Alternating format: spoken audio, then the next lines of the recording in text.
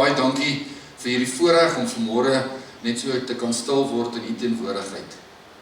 Dankie Here dat ons partykeer so gewoond raak aan u, maar dat u nog steeds op u unieke, wonderlike manier na ons toe uitreik.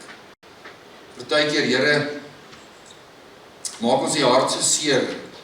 Partykeer Here, stel ons nie teleur, het so 'n ander opgewonde gedagte vir ons en dan doen ons die teenoorgestelde, partykeer onbewustelik en ander kere Here sommer doelbewus.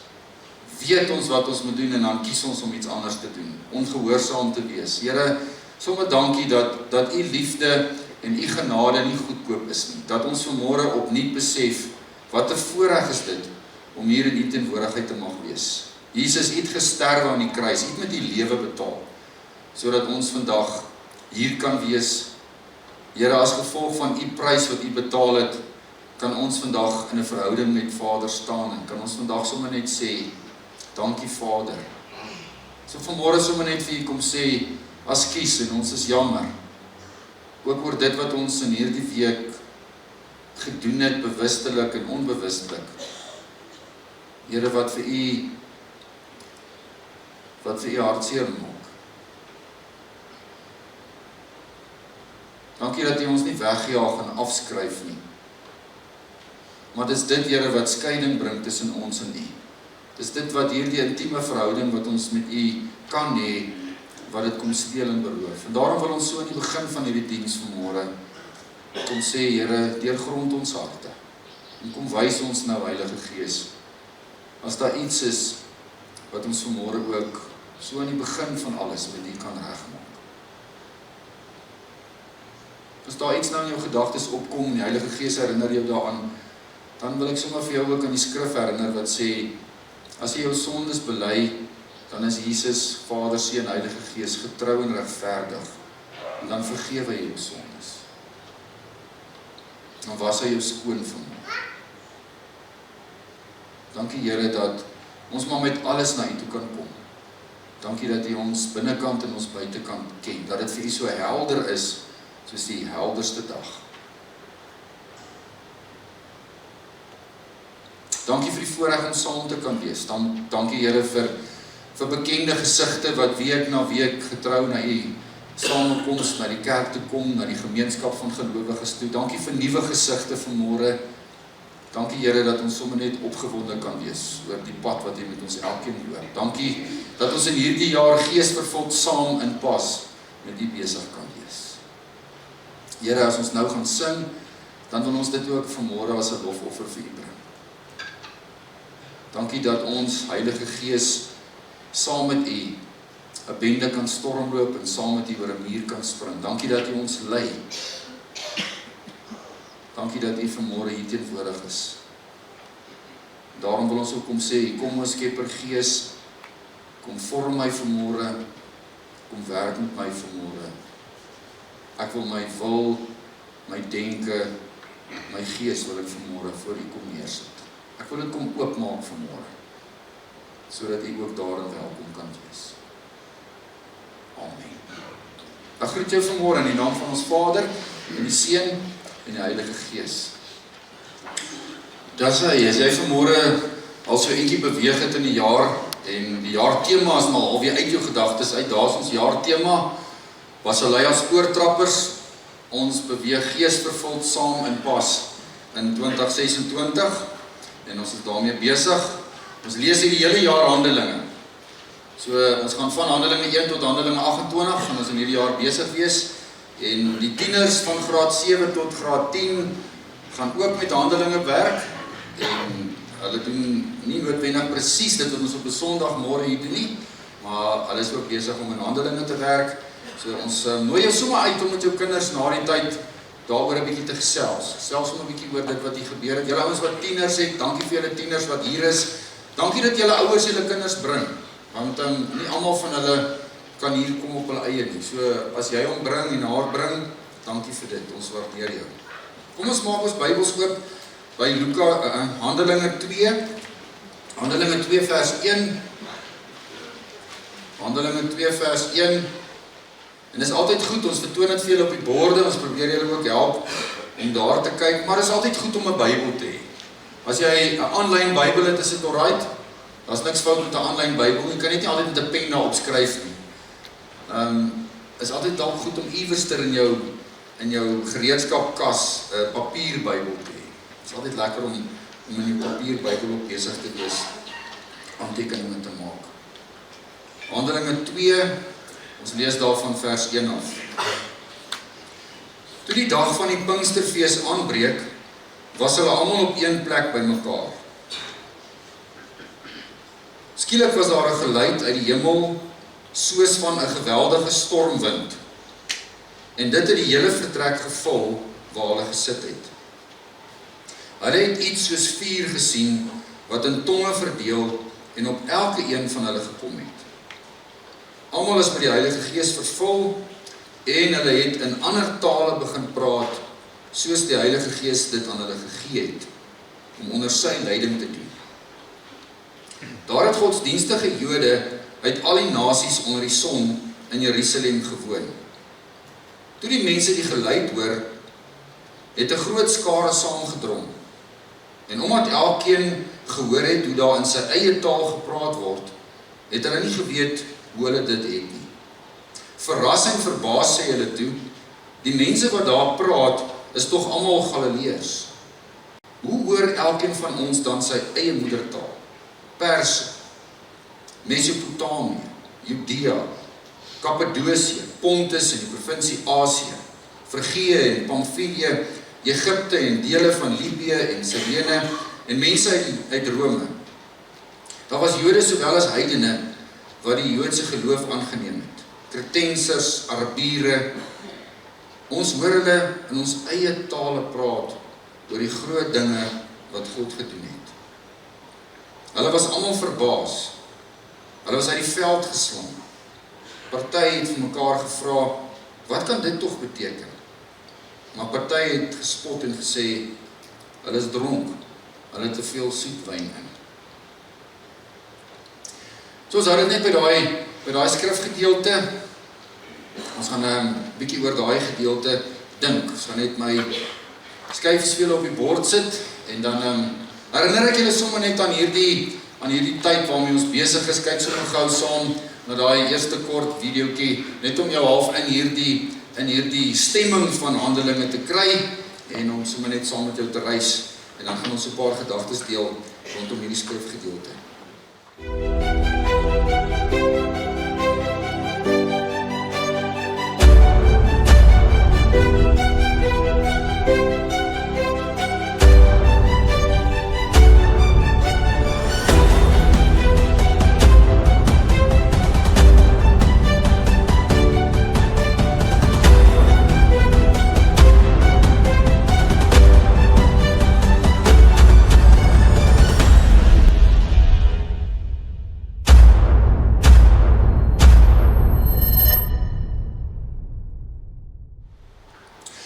So vanmôre se tema, as ons in Handelinge 2 lees, dan het ek dit so geformuleer, 'n goddelike simfonie. En as julle nou 'n bietjie dink aan 'n simfonieorkes, party van julle hou daarvan, party hou glad nie daarvan nie. Maar ek was as 'n student, was ek so by 1 of 2 groot simfonieorkes vertonings in die ou Stadsteater in Pretoria. Nou in daai tyd as 'n ou student is en jy daag daarop, het jy 'n kortbroek en plakkies. Jy kan nie al die regte klere nie. So ek het spesiaal, het ek vir my gaan klere koop vir die geleentheid, om dan ten minste iewers net aanvaarbaar te lyk.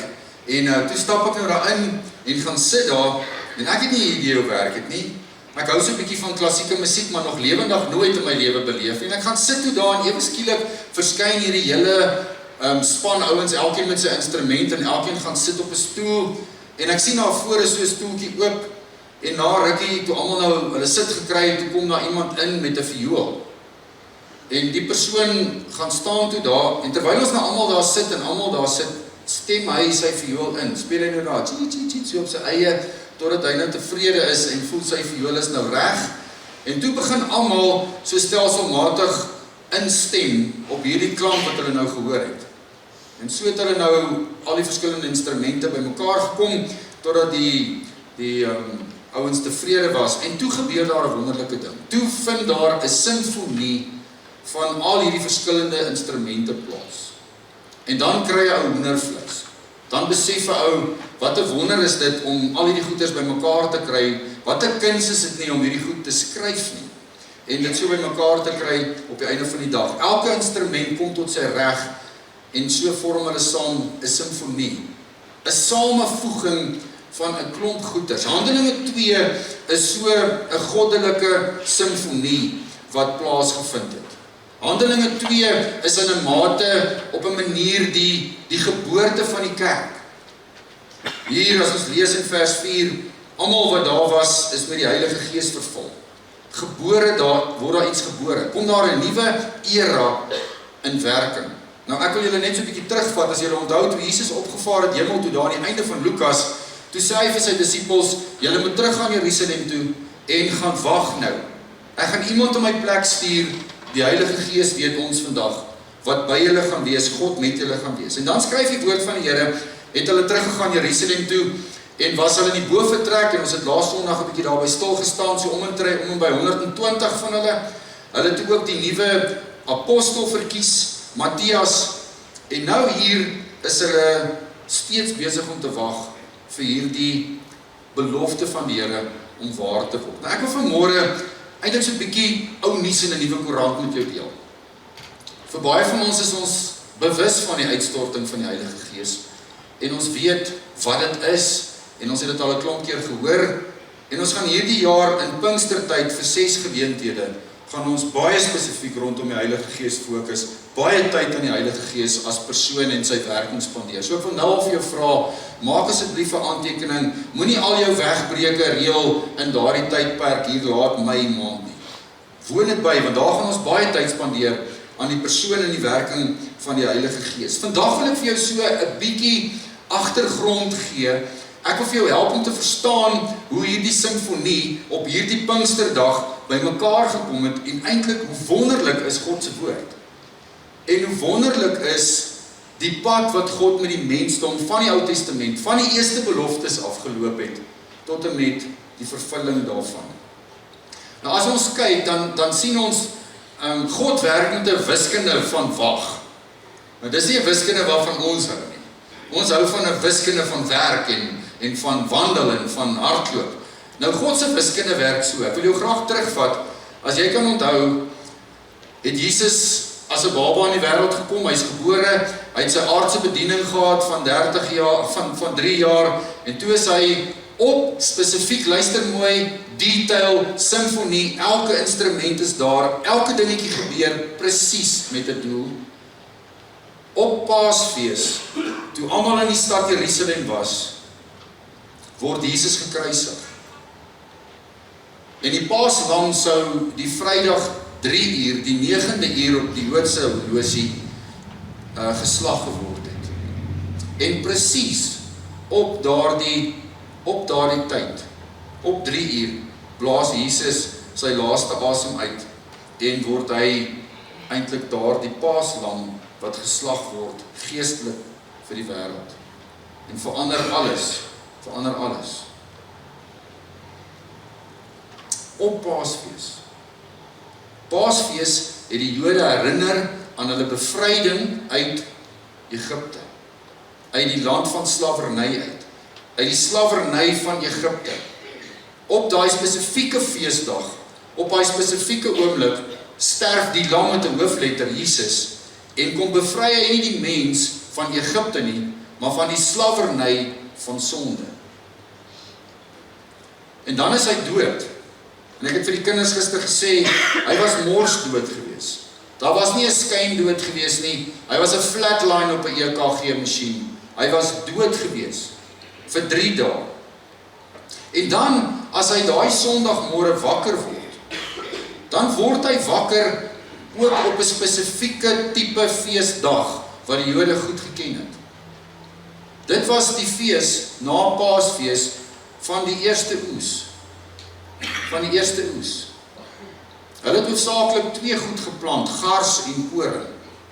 En gars was 'n bietjie voor die koring ryp. En op hierdie dag van Jesus se opstanding, daai Sondag, tradisioneel in die Joodse feesdae, het hulle hierdie fees gevier, het hulle van daar die eerste oes gebring en vir die Here gesê, dankie, hier is die bewys, hier is die eerste oes van dit wat gaan kom.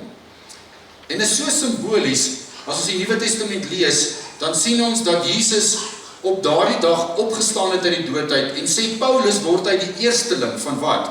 Wat uit die dood uit opgestaan het, wat die dood oorwin het, en in Christus, ek en jy en elke mens daarna, deel kon hê in hierdie oes, hierdie ewige lewe, 'n opstanding uit die dood vir altyd saam met die Here.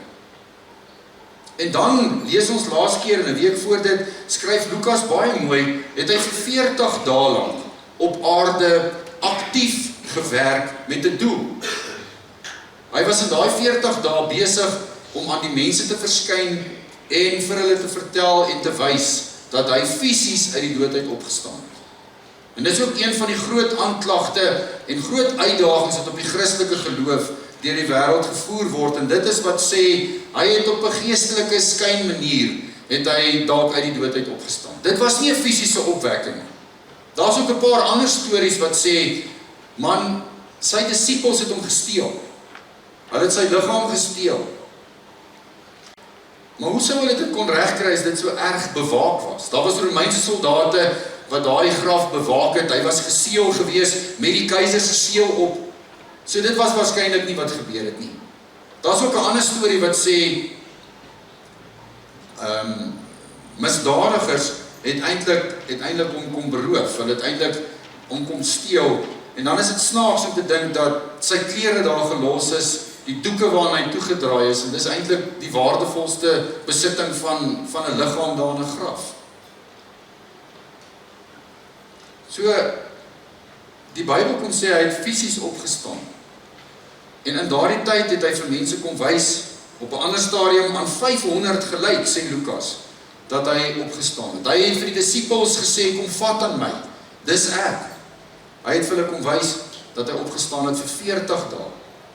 En dan, na die 40ste dag, het ons nou laas keer gesien, het hy voor hulle oë opgestyg die hemel in, na sy Vader toe. En terwyl hy so opstyg, sê hy vir hulle, gaan nou na die wêreld toe, en gaan vertel vir hulle van my goeie nuus. Ek sal vir julle krag gee, om saam met julle te wees. En dan kom sê die engele, waarvoor staan julle so en kyk na die hemel? Kyk eens verby, ons moet nou aanmeld om te werk. Wag, sê hy vir hulle, wag. En dan wag hulle, ons weet vir 10 dae. Maar ons weet nie regtig of hulle geweet het dit gaan 10 dae wees nie. Maar God het presies geweet, op watter dag hy sy Heilige Gees moet uitstort. Hy het nie lukraak besluit, vandag is die dag nie. Sy wiskunde van wag het presies uitgewerk. En op die 10de dag na hy hemel toe gegaan het, die 50ste dag, van dat hy uit die dood uit opgewek is hier die Heilige Gees van hom uitgestort. Op Pentekost. Pentekost in Engels beteken die 50ste dag, stort hy hierdie Heilige Gees uit.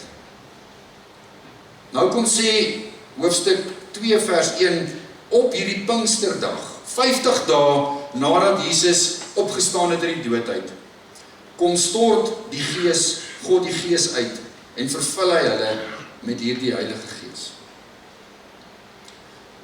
Waarskynlik weer daar 120 mense wat by mekaar was.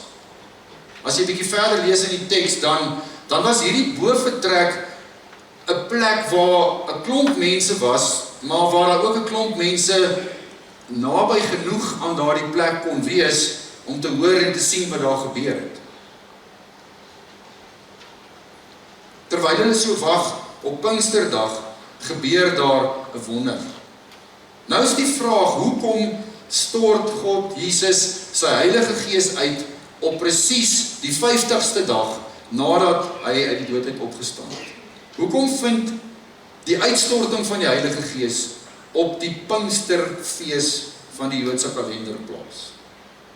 En daar is 'n spesifieke rede daarvoor. Die Here waarmee ek en jy te doen het, se wiskunde maak sin. Dit maak beslis sin. So kom ons kyk net 'n bietjie daar aan die linkerkant. As jy aan die linkerkant kyk, dan sien jy Die eerste fees het met sy opstanding plaasgevind.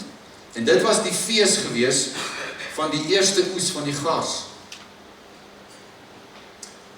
Op Pinksterfees het daar ook 'n baie belangrike feesgeleentheid plaasgevind. En as jy saam met my net vir 'n oombliekie jou gedagtes skuif na Levitikus 23 vers 15, toe jy kan by die huis 'n bietjie dit gaan lees, het jy al ooit Levitikus gehoor lees in 'n erediens. In Levitikus 23 kom gee die Here vir die volk die opdrag van 'n baie spesifieke fees wat ons vandag ken as die Pinksterfees in die Joodse kalender. Van die dag na die Sabbat af, die dag waarop julle die are as 'n beweegoffer na die Here toe aangebied het, moet julle 7 volle weke aftel. Die dag na die 7de Sabbat, op die 50ste dag, moet julle vir die Here 'n graanoffer bring, uit die pas geoeste graan. Dis nou die koringoffer, né? Nadat julle daardie dag 49 dae terug uit die graan, uit die garsoes uit 'n offer gebring het, bring julle nou op die 50ste dag hierdie graanoffer. Elke gesin, luister mooi, elke gesin moet 2 brode vir 'n beweegoffer na die heiligdom toe bring. Dit moet van 3 kg meel met suurdeeg gebak wees en dit moet as 'n gawe aan die Here uit die eerste opbrengs van die oes gegee word. 3 kg meel met suurdeeg gebak en dit moet 'n gawe vir die Here wees uit die eerste oes uit. So God se wiskunde maak 100% sin. Hy besluit om sy gees uit te stort op hierdie wagtende kerk van die Here, van hierdie disippels op Pinksterfees. En dan as hy op hierdie Pinksterfees hierdie gees uitstort, dan herinner hy hulle eintlik aan 'n baie belangrike gebeurtenis uit die Ou Testamentiese tyd uit. En kom gee hy vir hulle nuwe betekenis daaraan. Nou as jy skerp is en jy kan onthou hoe dit gewerk in die Ou Testament, dan was dit gewoonlik 'n brood wat gebak moes gewees het sonder enige suurdeeg. Daar was nie suurdeeg in die brood gewees nie. Want suurdeeg was dwars deur die Ou Testament tyd of teken van onreinheid of onvolmaaktheid. So kan jy onthou wat het gebeur voordat hulle uit Egipte uit weg is? Het die Here vir hulle gesê, hulle moet brood voorberei, dit moet ongesuurde brood wees en hulle moet daai brood haastig eet. En dit is elke keer met Paasfees geëet. Ongesuurde brood om hulle te herinner hoe hulle spoedig uit hierdie land van slawerny uit moes weggaan. Hierdie fees op Pinkster verskil baie duidelik van dit. Op die Pinksterfees in die Joodse kalender moes hulle 2 brode bak en dit moes met suurdeeg gebak gewees het. Baie spesifiek. 'n Beweegoffer is waarskynlik iets wat die priester of iemand in beweging sou bring voor God. So waarskynlik sou hulle dan hierdie brode voor God gebring het en hulle sou dit beweeg het voor God. 2 brode met 'n spesifieke betekenis. Al 2 met suurdeeg gebak. Suurdeeg is gelyk aan sonde, onvolmaaktheid. En hierdie 2 brode wat op hierdie Pinksterdag dan as 'n beweegoffer voor God gebring is, het eintlik van die Ou Testamentiese tyd af, het dit eintlik 'n simboliese betekenis gehad van daar's plek en ruimte in hierdie Joodse volk ook vir onvolmaakte, sondige mense van ander volke. Hulle het dit nie geweet nie. Hulle het hierdie offer gedoen en hulle was gewoond daaraan en gehoorsaam. Maar in hierdie spesifieke Pinksteroffer was die suurdeeg daar met 'n spesifieke profetiese rede. En wanneer hulle nou op Pinksterdag die Heilige Gees ontvang, dan word hierdie offer in Jerusalem gebring. Want dis wat hulle geken het. Baie Jode was in die stad gewees, hulle was daar en hierdie offers is gebring. Maar Jesus, God se wetenskap, se wiskunde, maak 100% sin. Op hierdie dag, wanneer hulle nou besig is met hierdie offer, met hierdie 2 brode, met die suurdeeg in, stort hy sy gees uit. En gee hy nuwe betekenis aan hierdie ou Joodse fees. Kom gee hy 'n nuwe dimensie aan die Pinksterfees. wat die wêreld en die geskiedenis vir altyd sou verander. Handelinge 2, wat ons hier lees, is 'n unieke, onherhaalbare geleentheid, soos die opstanding van Jesus en die kruisiging van Jesus. Hy het op hierdie dag, op hierdie spesifieke oomblik, het hy hierdie onmiskenbare, onherhaalbare, wonderlike, eintlike geboorte van die kerk laat plaasvind. En as jy die teks lees, dan gebeur daar 3 goed daai dag. Die mense wat daar teenwoordig was, se sintuie het 3 goeders opgetel. Ons lees in die teks, julle moet mooi lees, skielik was daar 'n geluid uit die hemel, soos 'n geweldige stormwind. Nou daai prentjie daar is 'n bietjie verkeerd. 'n Mens kry baie keer die idee dat wanneer die Heilige Gees in daai bovertrek gekom het, is alles flenters gewaai en was dit omtrent soos 'n orkaan wat alles stikkend gewaai het. Die woord sê op daai dag, op daai spesiale dag, op die Pinksterfees, terwyl almal in Jerusalem besig is met hierdie brode en met hierdie fees, is daar in daai bovertrek, in die vertrek waar hulle is, skielik 'n geluid uit die hemel, soos van 'n geweldige stormwind. En die wind is 'n belangrike simboliese betekenis. Wind in die Ou Testament staan bekend as ruach. In die Nuwe Testament staan wind bekend as pneuma. En dwars deur die Bybel is wind 'n simbool van God se teenwoordigheid, van die Gees. Dis eintlik asem. En as 'n mens eintlik hierdie teks so lees, dan is dit asof God op 'n bonatuurlike manier sy asem oor hierdie mense wat hier sit en wag uitblaas. Dit was nie 'n fisiese wind nie, dit was 'n geluid van 'n wind. Maar dit was eintlik simbolies God wat geasem het en uitgeasem het oor hierdie klomp ouens wat in die bovertrek teenwoordig was. Die tweede belangrike ding, hulle het gehoor, die tweede belangrike ding wat hier gebeur het, is hulle het gesien. Hulle het gesien dat daar tonge op mense se koppe kom soos vuur. Hulle het iets soos vuur gesien wat in tonge, en is baie belangrik om die teks mooi te lees, verdeel het op elke een wat daar teenwoordig was. Vuur, dwars deur die Bybel, Ou Testament, is die simbool van God se teenwoordigheid. Kan jy onthou in die brandende braambos? En oralster die 40 jaar terwyl hulle in die woestyn getrek het, was die vuurkolom en die wolkkolom 'n teenwoordigheid van God gewees. Nou as julle die Ou Testament lees, dan sal julle baie keer sien dat die Gees op iemand gekom het vir 'n spesifieke taak en werk, en dan was daai Gees na ruk dalk weg. Julle onthou vir Saul, die Gees van die Here het op Saul gekom, en op 'n stadium het Saul God so bedroef dat die Gees van God van hom al weggegaan. So in die Ou Testamentiese tyd was die Gees van die Here op iemand gewees, op spesifieke mense. En hier is dit so belangrik, wanneer die Heilige Gees uitgestort word, die oggend of die dag in hierdie bovertrek, kom hierdie vuur nie net op een spesifieke persoon se kop nie. Hierdie vuur kom van bo af, wat 'n simbool is dat dit wat hier gebeur, goddelik is. Dit kom van die hemel af, dit kom van God af. En tweedens wat jy moet raak sien, is dat hierdie vuur het nie net op Petrus of net op Johannes se kop gaan staan nie. Dit het verdeel en dit het op elke een, sê die teks, wat daar teenwoordig was, se kop gaan sit. En daarmee die simbool om te sê, wanneer ek my Gees uitstort, wanneer ek hierdie belofte waarmaak, dan is dit vir elke mens.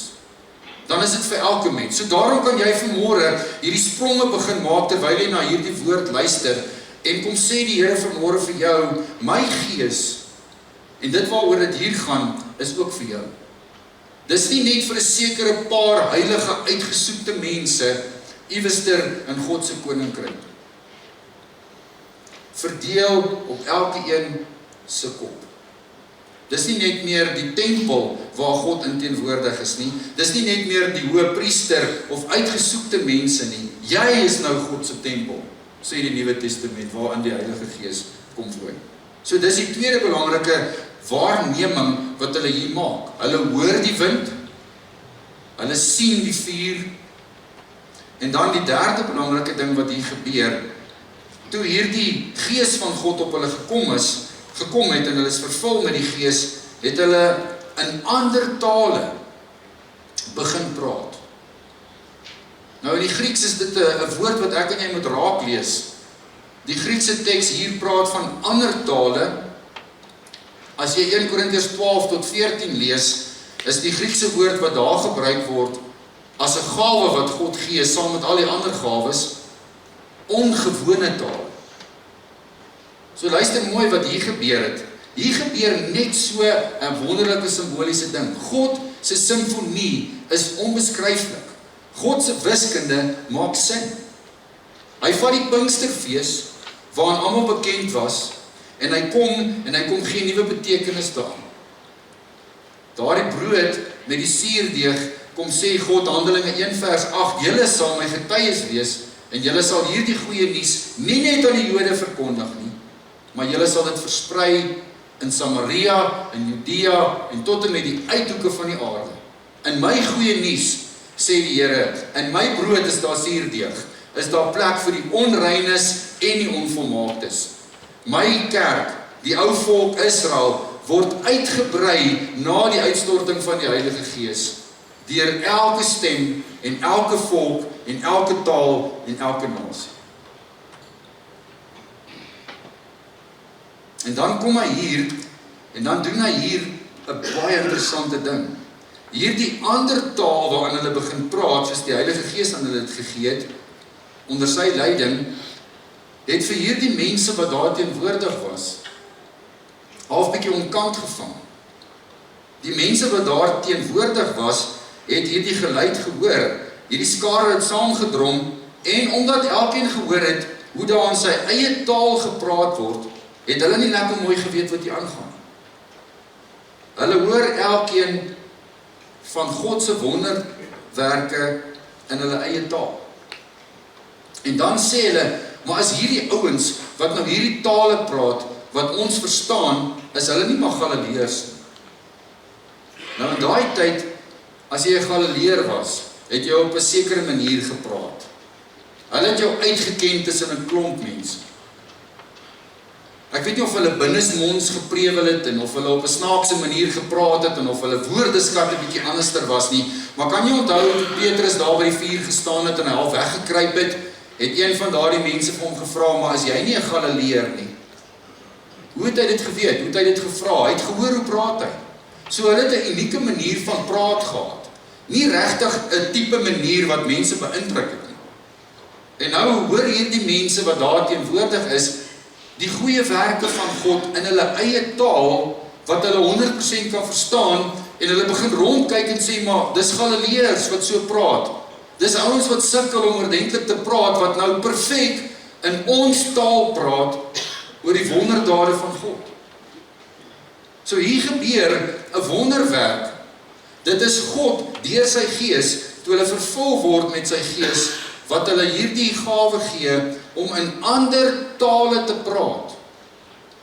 Sodat 'n Egiptenaar, iemand wat van Libië afkom, iemand wat van Sirene afkom, die Romeine, die Kretensers, die Arabiere, in hulle eie taal kan hoor van die groot werke van God. Daar's 'n ander teorie wat sê, dis nie 'n taalwonder nie, dis 'n gehoorwonder. Dalk het God hierdie ouens se ore aangeraak, om in hierdie Joodse taal wat hulle God se naam groot gemaak het, in hulle eie taal te kon hoor. Maar kom ons los dit daar, hier het 'n wonderwerk gebeur. Toe die Gees van God hierdie mense vul, het hulle in 'n ander taal begin praat. Ek dink hulle self het nie geweet wat hulle sê nie. As ek 'n Jood is, 'n Galileër, en ek praat Aramees of ek praat Hebreëus, en ewe skielik kom nie uit my mond Egipties, Kopties, ek gaan verstom wees om myself. So die taal wat ek hier praat, kom nie van myself af nie, dit kom van God af. Die wonder wat hier gebeur. As jy bietjie teruggaan, en jy gaan ver genoeg terug, na Genesis 11 toe, dan is God se simfonie hier ook 100% aan die besig wees. Kan jy onthou wat het in Genesis 11 gebeur? Daar het mense by mekaar gekom, en hulle was hoogmoedig gewees, en hulle het gesê, kom ons bou 'n toring om by God uit te kom. Hulle was vol bravade. Hulle het meer van hulle self gedink as wat hulle moes. En wat kon doen God op daardie dag? Hy verwar hulle taal. Hulle kan ewe skielik mekaar nie verstaan nie. Ewe skielik praat in al hierdie ander tale, en nou moet hulle vir mekaar sê, gee vir my die troffel aan, mix die daga, bring vir my die sand, en hulle verstaan niks. En so het God hulle eenheid en hierdie een taal het hy gebruik om hulle te verwar, om hulle juis uit mekaar uit te dryf, om nie hierdie hoogmoedige doel te kan bereik nie.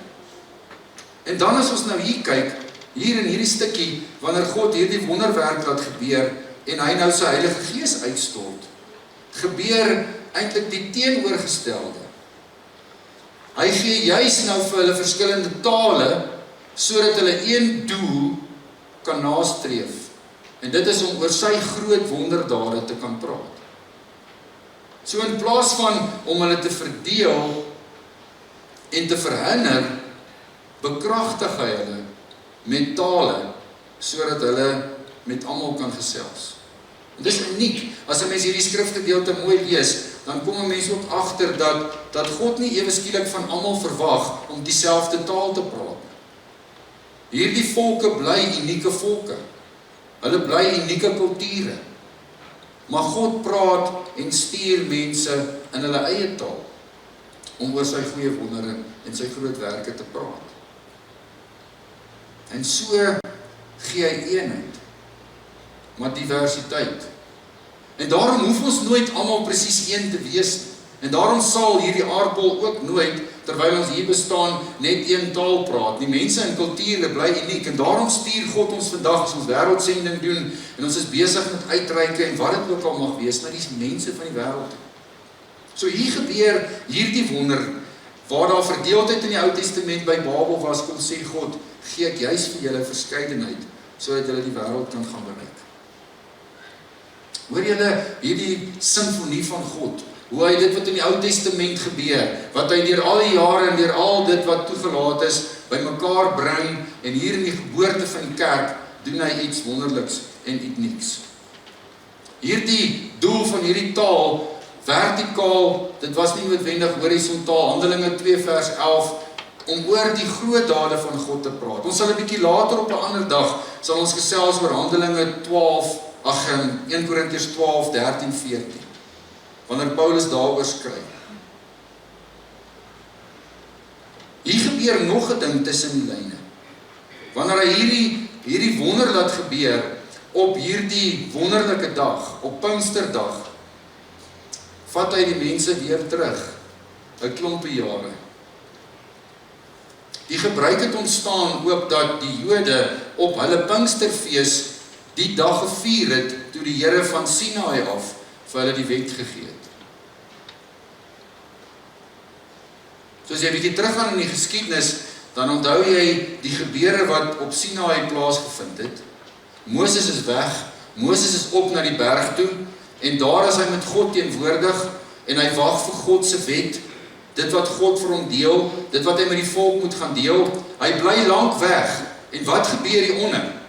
Hieronder, onder leiding van Aaron en die res van die ouens, maak hulle vir hulle 'n goue kalf, en hulle begin hierdie ander God aanbid, en hulle lewe goddeloos daar met mekaar. En dan wanneer Moses afkom van die berg af, ontstel het hom so, dat hy hierdie kliptafel stikkend gooi. Hy gee vir die Lewiete die opdrag, om tussen die volk in te gaan, en hulle maak daai dag 3000 van hulle eie mense dood met die swaard.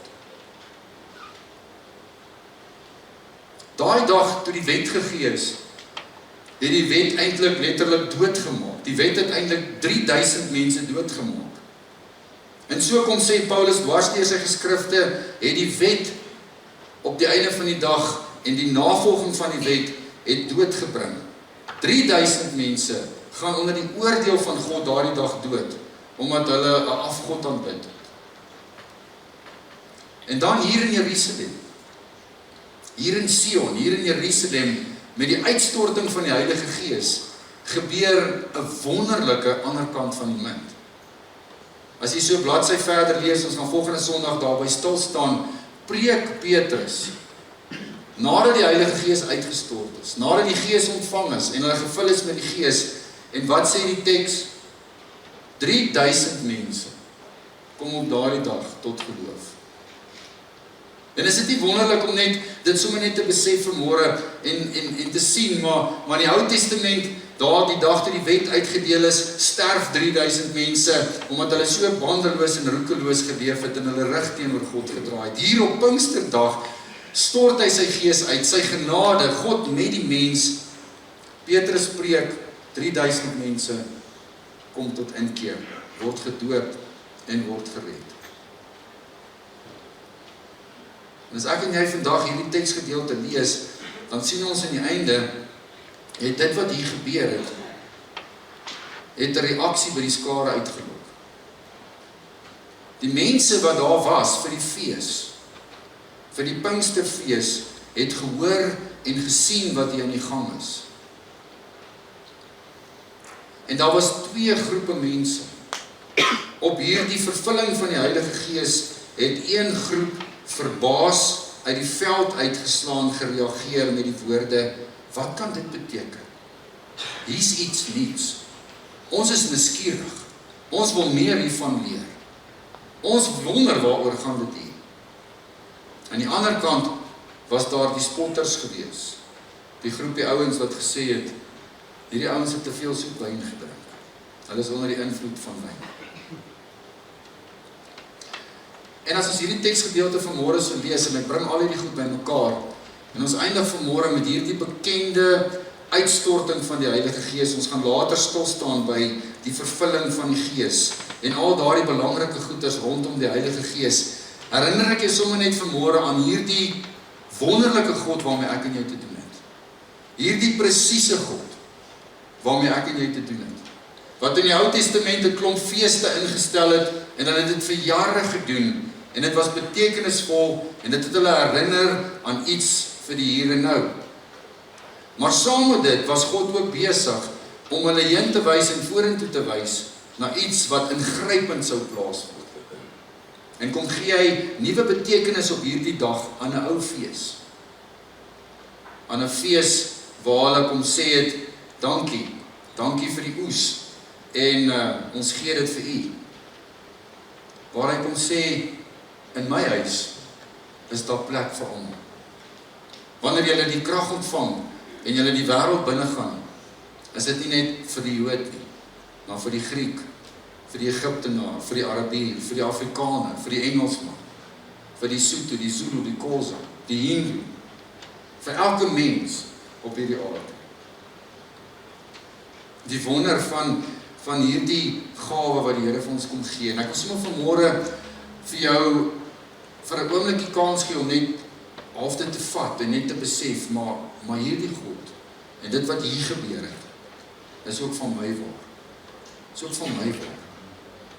Is ook van my waar. Die Gees van God is uitgestort, en as ek 'n wedergebore kind van die Here is, dan is hy ook op my. Dan het hierdie vuur ook verdeel, en is hy ook op my kom. Is ek ook met die Gees vervul? Is hierdie wonder ook deel van my lewe? Hoe reageer ek en jy vanmôre as ons oor die Heilige Gees dink? Ek dink nie iemand van ons spot en sê mense wat met die Gees vervul is dronk of het wyn gedrink nie. Maar is ons regtig waar geïnteresseerd? Is ek en jy regtig waar in ons geloofslewe ingestel op hierdie wonder wat God gedoen het? Sonder die Gees kan ons nie. Sonder die Gees wil ons nie. Maar met die Gees is ons sterk en kan ons werk en kan ons doen wat die Here van ons vra. As hy ons roep, dan sal ek gaan. As ek moet staan vir wat reg is, dan sal ek staan. Want hierdie Gees is uitgestort en is ook deel van my. Ek hoop jy verstaan vanmôre sommer net so 'n bietjie beter wat die grootheid van hierdie dag beteken. As ek en jy vanmôre hierdie teks saamvat en ons gaan huis toe, dan lewe ons in hierdie geboorte, in hierdie era van die kerk waar die Gees deel is. Ons is in die tyd van die Gees. En omdat die Gees hier uitgestort is, As jy die res van Handelinge lees, sien jy wat gebeur. En van volgende Sondag af, gaan jy saam met my reis, en gaan jy juist sien, hoe hierdie belofte van Handelinge 1 vers 8 waar word. Hoe hierdie goeie nuus in Jerusalem en Judea versprei. In hoofstuk 2, 3, tot en met hoofstuk 7, 8. En as jy hoofstuk 8 verder lees, tot en met hoofstuk 13 rond, dan sien jy hoe dit in Samaria versprei. En van 13 af verder, sien jy hoe dit versprei tot en met die uithoeke van die aarde. As jy volgende week saam met my lees, dan sien jy hoe Petrus, wat daar as 'n Galileër by die vuur, nie kon praat oor Jesus nie kon staan vir waarna hy glo nie, voor 'n groot groep mense, met vrymoedigheid getuig, omdat die Gees van God in hom was, en hy vervul was met die Gees. Mag ons sommer in hierdie tyd, in hierdie reis verder, ons harte oopmaak. Mag jy nuuskierig wees oor die Heilige Gees. Miskien is hy vir jou vreemd, miskien is hy vir jou onbekend, miskien is jy bang vir die Heilige Gees, want jy het al 'n paar snaakse goed gesien en beleef. Miskien verstaan jy die Heilige Gees nie goed genoeg. En dan is dit 'n wonderlike tyd waar ons nou in beweeg, in hierdie jaar, Gees vervuld in pas saam met mekaar, sodat jy hierdie Gees en die wonder van hierdie Heilige Gees in jou lewe kan ontdek. Jou hart kan oopmaak en kan sê, dankie Here, dat dit ook my waarheid is. En dan daarmee saam ook te begin besef dat God jou stuur. God stuur vir elkeen van ons na 'n wêreld toe daar buite. Nie na volmaakte mense toe, maar onvolmaakte mense toe, met sy genade boodskap. Ek en jy is deel daarvan. Basileia gemeente is deel daarvan. En mag ons in hierdie jaar opgewonde raak, hierdie ouens hier om hulle het gehoor en gesien. En soos wat Handelinge verder geskryf word, sien ons hoe die evangelie gegroei het. Witbank is honger, julle. Witbank is honger vir die evangelie. As ek en jy so ry in die dorp en ons sien hoe die mense te kere gaan in die dorp en hoe hulle bestuur en wat mense maak en hoe hulle ons behandel, besef ek net al hoe meer, niks gaan Witbank verander as dat mense weer onder die beheer en die krag van die Heilige Gees leef. Daar's nie wette wat Witbank gaan uitsorteer nie. Daar's nie strawwe wat Witbank gaan uitsorteer nie. Dit moet van binne afkom. Dit moet vanuit 'n geesvervulde, kragtige lewe kom. En hierdie Gees is uitgestort. En hy is deel van ons. En ek en jy moet daai verantwoordelikheid aanvaar om te sê, saam met die Here, gaan ek anders leef, gaan ek 'n verskil maak. Gaan ek dit uitdra, sodat meer en meer mense onder hierdie Gees se beheer kan kom. Sodat woonbuurte kan verander. Sodat ons dorp kan verander. Sodat ons land kan verander. So mag die Here sommer vir jou opgewonde maak vanmôre oor hierdie simfonie en oor hierdie presiese wiskunde waarmee hy besig is. Here, dankie dat ons vanmôre op hierdie oggend hierdie teksgedeelte sommer net kan afstof. Ons ken dit so goed. Ons het sulke mooi prentjies van wat hier gebeur het. Maar die wonder van dit wat vanmôre hier gebeur, Here, dit raak my hart sommer net opnuut. Besef ons nog regtig, Here, dat dit die waarheid is en dat dit gebeur het en dat ons deel is hiervan. Dankie, Here, dat ons vanmôre met vrymoedigheid kan weet dat U Gees nie net vir 'n paar mense uitgestort is nie, maar dat U Gees op elke een van daai gelowiges wat gewag het vir U uitgestort is. Ek wil sommer vandag vir U dankie sê, Here, dat U op 'n besondere manier besig is met die wêreld. Met mense van ander tale en ander kulture. En Here, dat U nie in U plan gekies het om net by een volk Israel vas te haak en by hulle te bly vir altyd. Dankie, Here, dat U dwars deur die geskiedenis van Israel stelselmatig al vir hulle kom wys het dat U hart groter is as net hulle. Daarom, Here, het U 'n spesiale hart en 'n spesiale plek deur al die eeue vir U volk. En kan ons vandag vir U dankie sê dat ons sommer net kan bid ook, Here, vir elke Jood wat so naby aan die waarheid is, maar wat nog net nie daai tree kon gee om vir U te aanvaar as die Messias. Maar dankie, Here, dat U hande oop is. En dat Romeine sê, elke een wat na U toe kom, sal nie teleurgestel word. Sal U aanvaar as U kind. Jode, Grieke, heidene, Egiptenare, mense van Libië, mense van Rome, mense van Witbank. Ons loof en ons prys U daarvoor.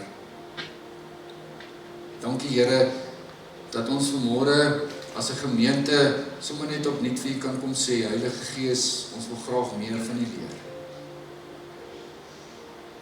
Ons wil ons oopstel, sodat U ook in en deur ons kan werk. Hierdie ouens het gewag. Hulle het gehoorsaam gewag.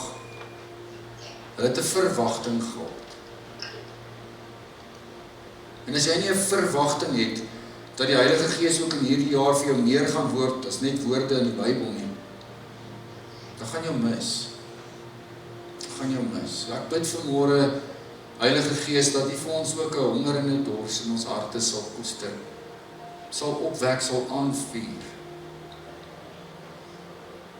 Dat ons hierdie persoon van die drie-eenheid waarvoor ons versigtig is, en wat ons nie altyd mooi ken nie, dat ons harte en hande en kop en gedagtes en verstand sal oopmaak. Ek wil graag in hierdie jaar meer van U leer, Heilige Gees. Ek wil graag van U werklikheid en van U kragtige werking bewus word.